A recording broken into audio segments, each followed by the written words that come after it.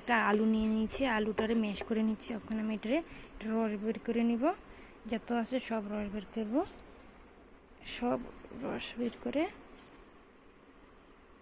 এটা চন্দন পাউডার দিয়ে আমি এখন স্কিনকে করবো। দেখো চন্দন পাউডারটা তোমরা চাইলে এটা নিতে পারো। দেখো চন্দন পাউডার দেখে নাও, বহুতগুলি পাওয়া যায়।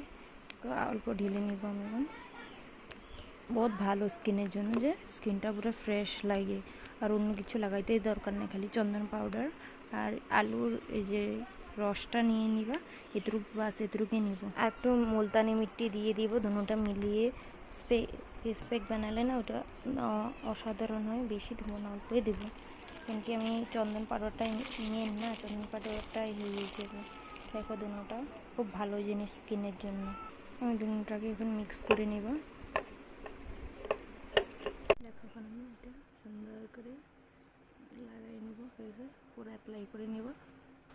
অল্প ঝনঝনাটা হয়, কিন্তু এটা স্কিনের জন্য ভালো।